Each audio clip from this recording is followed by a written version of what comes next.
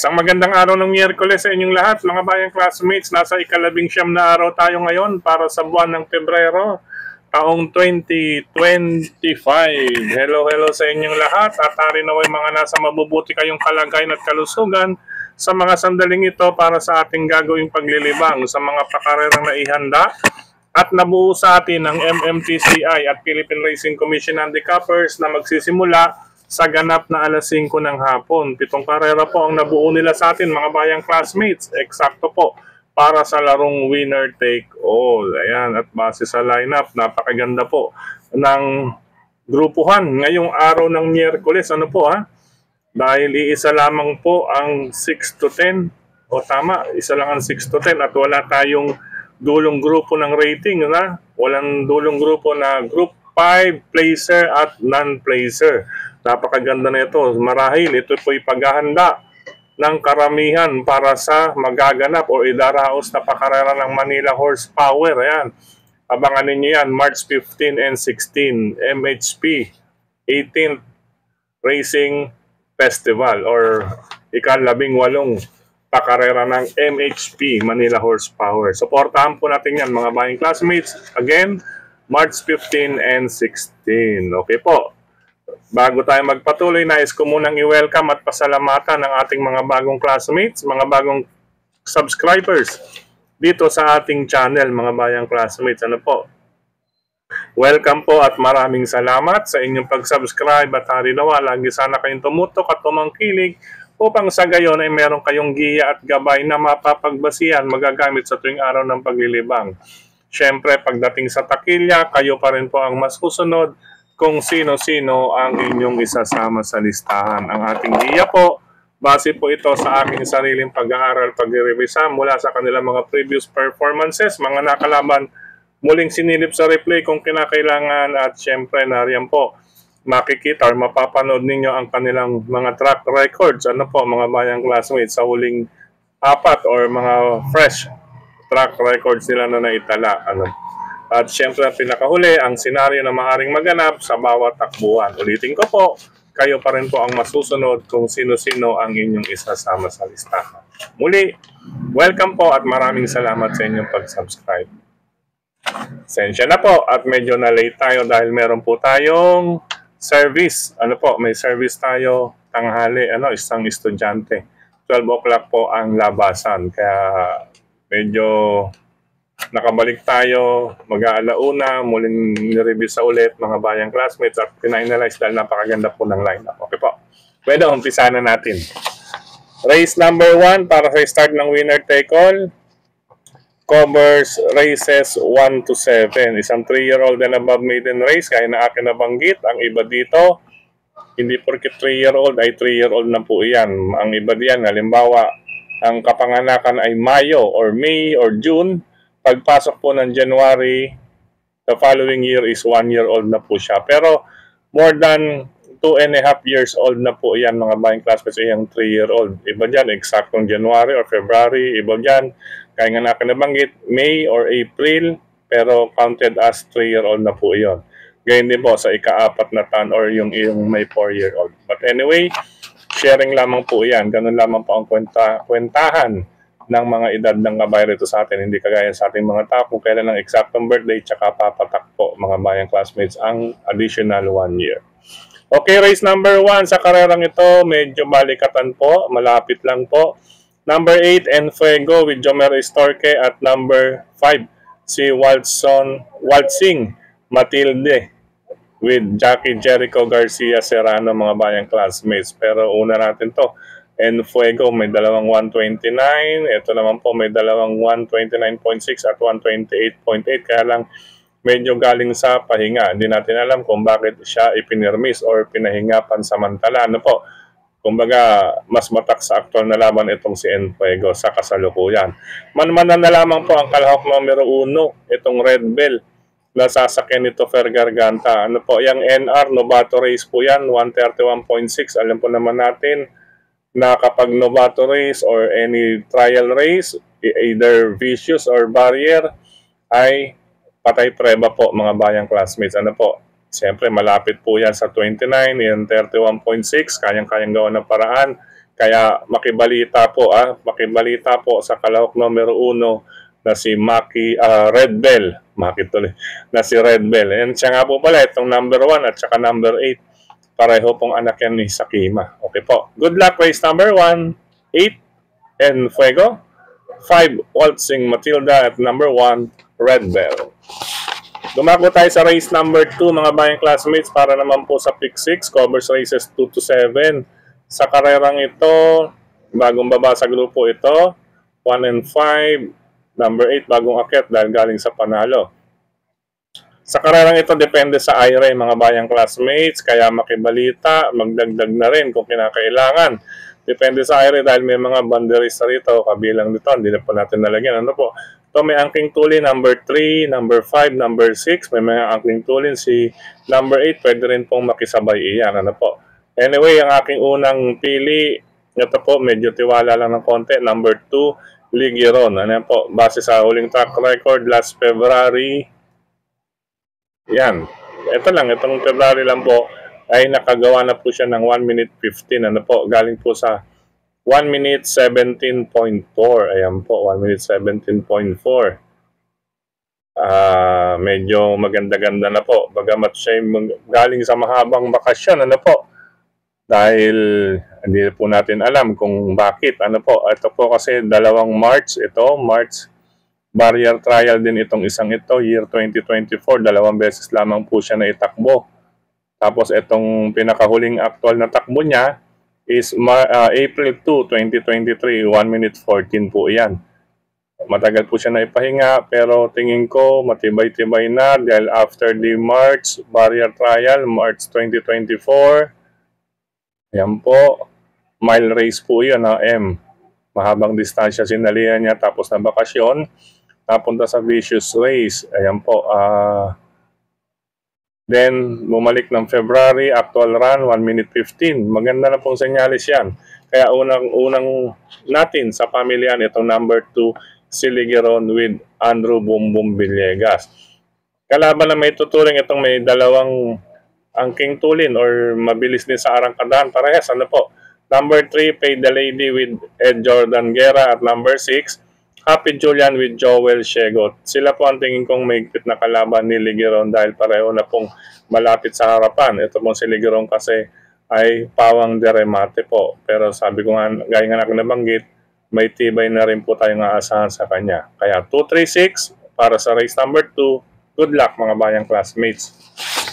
Race number 3 po tayo mga bayang classmates. Ito 1,200 meters.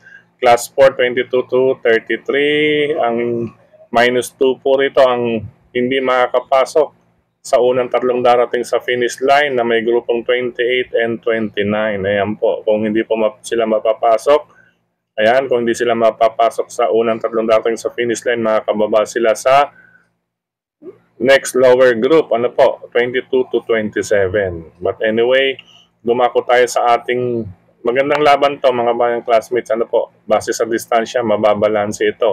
Sa distance, ayan po, medyo question lamang. Number 6, kinakailangan natin niya, need agap at boses. Yung agap kasi, ito pong ating pang solo ko, number 6 na si Madam Mayhem, with Jen Huko, ay isang deremate, mga bayang classmates. Ano po, isang noted stayer. Ayan po, kung kailan mas mahaba, mas mainam siya. Ibig sabihin, mas may distansya, mas lalabas ang kanyang pagkaremate. Ano po? Kaya ito po, sila po ang huling naging pamilian, yung may mga check na maglalaban. Pero sa huling track record ni Madam Mayhem, maganda po yan, mile race, na-convert natin papunta sa 1-2 ay 1 minute 10. Kaya medyo inaasahan ko rito si Madam Mayhem na makakapagtala ng 1 Gs. 1 minute 10 seconds. Or more or less, bahala na. Depende po sa gagawin ni Jen. Pero tingin ko mabibibuhan ito dahil nga po kinakailangan maging maagap dahil ang distansya is 1,200 meters. Yung boses meaning, yung nasigaw kasi ang mga inete. Tabi. Parang, angat. Diretso. Yan, ganyan lang. Ano po, sumisigaw po yan bilang senyales na mapalakas siya o maparemate sila para hindi po magkaroon ng any sakuna sa bawat takbuhan. Ha? Hindi lang po, siyempre wala pong maririnig sa sa panood natin. Pero may ganun pong nagaganap o nangyayari habang nasa takbuhan. Okay po, race number 3, solo ako, Madam Mayhem, kahit 1,200 meters. Dahil kung i-convert natin talaga po, kahit may mga 1 minute 12, sige po, kaya po niyang mag 1 minute 10 dito, more or less 1 minute 10. Ngayon ko nais magdagdag, isama lamang po mga bayang classmates dyan sa may mga check, pili na lamang po. Good luck, karera numero 3. Race number 4 po tayo mga bayang classmates. Sa karera numero 4, ayan, nakakabig Race number 4, para sa pick 4 covers races 4 to 7. Dito po tayo sa number 3, Jubilum. Ayan po. Medyo question de labas lang, pero base sa pagkakabayo, lamang ito sa kamay po ni Cesar Ardonia, mga bayang classmates. Kaya pwedeng solohin din ito. Gaya ni Madam Mayhem, pwedeng solohin. Jubilum, question de labas lang. Pero makibalita na lang kayo. Ito pang maaaring tumalo, itong may mga check para sa akin. Pero ang mas paningit ko itong numbers 1 and 7. Number 1, Majestic Star. Lalong-lalo na po kung paparematiin ito ni Junel Calagos, malapit sa tabing balya. Mas mainam itong manakbo sa malapit sa tabing balya kaysa sa gitna or labas na labas. Alam nyo na po ang ibig sabihin. Medyo bawas or menos. Ngayon, pangatlo kong paningit or isang paningit natin, itong number 7, si Bismarck ni John Allison Pabilik. Pagamat nagbabalik itong mga bayang classmates, nag-barrier ito last December, December, nag-1.21 sa kanyang barrier. Alam naman po natin pag barrier, taguan pa muna ng prueba yan. Ang mahalaga is walang mangyari sa kabayo. But before the barrier, last May of 2024, meron siyang 1 minute 14.8 din at 1 minute 60 naman last April. Pero itong pagbabalik niya, meron kaagad siyang 1 minute 14.2. Hindi po nalayo dito sa isa nating pwede rin paningit, ayan, 1 minute 14.2.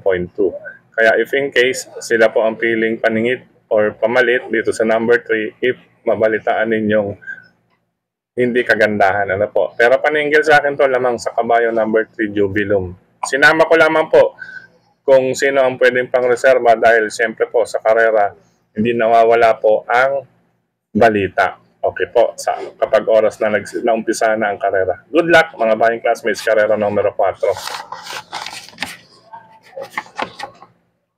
Race number 6 tayo, penultimate race mga bayang classmates. Sa karerang ito, unahin ko number 6, si Arrogante with John Pamboy Ponce. Bagamat siya po ay 1 minute 13.4 nung huli, galing sa panalo at 1 minute 14.8. Nag-umento pa po siya, kaya siya po ang aking unang pinili. Pero ito, hindi tayo pwedeng mawalan nito. Ayan, wag na wag mawawalan. Number 5, si Beautiful Day with Patty Dilemma. Nakaraan mga bayang classmates, kung kanyang time is 1 minute 12.6 kung susumahin, ay siya po talaga ang mas best time. Kaya wag na wag din tayo mawawalan nito. Sa totoo lang po, nung huling laban nito mga bayang classmates, kayang manalo nito sa laban na iyon mga bayang classmates. Napakiramdaman ko at napanood ko. Kayang manalo niya nung huling laban nito. Pero dito, once na ginalawan nito, itong tatalo kay Arrogante. Kaya wag na wag mawawala. Ngayon ko nais pa magdagdag, nariyan po ang number 7 na si Bukawi Rivertown with John Allison Pabilik. Siya nga po pala, depende sa ire naman po itong 6 and 7 dahil pareho pong bandirista yan mga bayang classmates. Ngayon kung may makikisali pa, ay mas lalong magkakaagaran sa harapan dahil ito'y talaga magkakaabulan sa harapan ito with 6 and 7 sa harapan. Kaya wag na wag talaga tayong mawawalan itong number 5, Beautiful Day. Good luck, karera numero 6. Lumako tayo sa last and final race mga bayang classmates para tingnan ng lahat. Ito naman po sa last and final race, medyo natagalan din tayo rito kasi para tingnan nga po ito ng lahat. Ay may tuturing ko, ayan, question de la bus group race. Ayan, kung sino ang nais pang umakyat ng grupo. Bagamat sa grupong ito, wala pong -1 po ito, Wala pong group 11 ay medyo alinlangan po rito mga bayang classmates. Kaya maniguro po kayo, makibalita rito sa karerang ito. At syempre, basa-basa na lamang din po ng mga pangalan na nasa hawak ninyong programa mga bayang classmates. Basa-basa na lamang din po. But ito pinagbasihan ko rito base sa track record at pagkakabayo. Sa pagkakabayo po tayo bumase rito para sa ating mga pamilihan. Number 5, Batang After 7 with GL Ciego Jr. 6, Heroes del 96 with Pabs Caballejo. At number 7, Hang Loose with Mark Alvarez. Yan, 5, 6, 7 base sa pagkakabayo mga bayang classmates. Kung nais pa magdagdag, sige lamang po dahil isang question de la bus group race. Po, speaking of Heroes del 96 mga bayang classmates, kung nagagawi kayo sa shortcut ng Caloocan, dyan sa may 10th Avenue, dala ninyo 4-wheel, ano po, ay wag na po kayong magkarko lang dumaan or magpilit dumaan dahil sarado po ang kalsadang iyang ginagawa. Yan po ay may tagusan dito sa tapat ng Meralco sa may Samson Road at dito sa UE STI Caloocan campus, ano po, wag na po kayo dyan magsha-shortcut. Kaya kung galing kayo ng Rizal Avenue, ituloy nyo na lamang po sa Monumento Circle. Pagtsagaan nyo na lang po ang traffic dyan sa Grand Central. Okay po, mga bayang classmates. Yan, siningit ko lang, syempre, sa kapakanan ng ating mga bayang classmates na nagdaraan dyan sa shortcut ng Heroes del 96. Dyan sa Heroes, dyan sa may Caloocan. Pagitan ng 10th Avenue, lalabas ng Samson Road. Ayan, dalawa pong butas ang lalabasan niyan, parang letter Y. Isa sa tapat ng Meralco at isa sa tapat ng UE STI Caloocan Campus. Okay po. Motor, pwede. Single na motor, pwede. Kaya kung may 4-wheel, iwas na po. Pagtsagaan na po ang iba. Ayan, siyempre, hindi lang tayo pasi sa karera para sa paglilingkod sa bayang classmates. Okay po. Anyway, mga bayang classmates, good luck sa paglilibang. Pasensya na po, medyo nahuli tayo dahil may mga ginawa tayo mga bayang classmates. Pero sa Friday, yung Friday natin, ayan po sa harapan natin. Later, gagawa na po natin yan, paunti-unti. Happy racing po. Maraming salamat sa inyong paggabay. Good luck po. God bless sa lahat ng mga riders na katulad ko. Ingat sa mga kalsada. Bye-bye. Love you all, bayang classmates.